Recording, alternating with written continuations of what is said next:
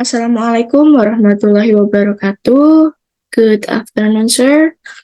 Let me introduce myself. First, my name is Maida Janitra Paramesti with student number C11 2020 02208.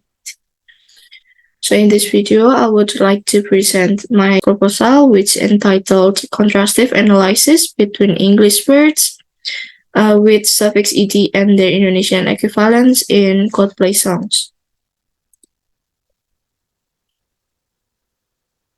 Background of the study: Richard, Smith, Kendricks, and Kim in year 2002 define language as the system of human communication which consists of the structural arrangement of sounds with their written representation into large units.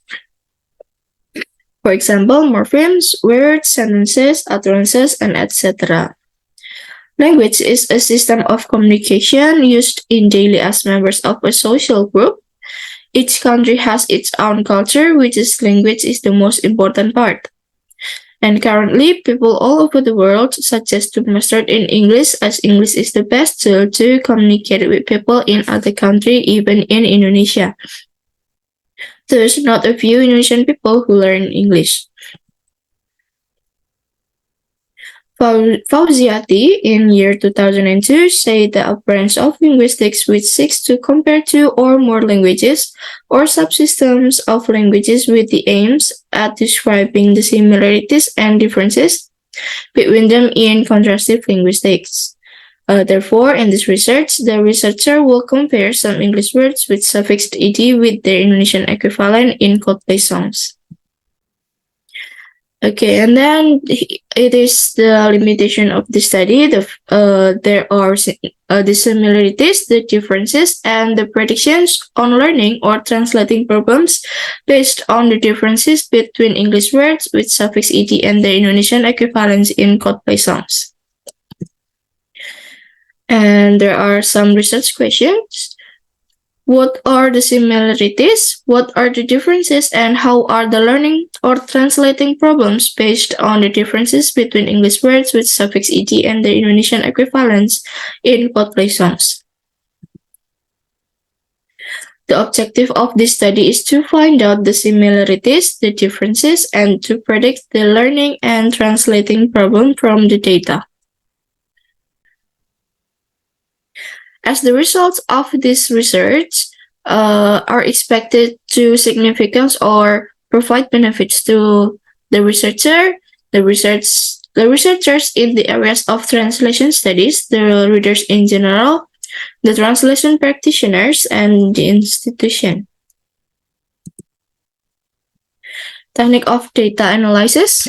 According to Whitman, in year 1970, there are 5 steps to make systematic comparisons and contrast of the two languages. These steps are selection, description, comparison, prediction, and verification. Okay, the researcher give an example. The researcher choose a word called and its Indonesian equivalent berjudul. Called is base verb added by suffix ed. Berjudul is a base noun added by prefix ber. And the comparison is they have similarities as one word and 2 morphemes, and the differences in English, it is a verb with suffix ed, and in Indonesian, it is a noun with prefix ber. As there is differences between English verb called and its Indonesian equivalent berjudul, Indonesian learners may face learning problems due to the differences.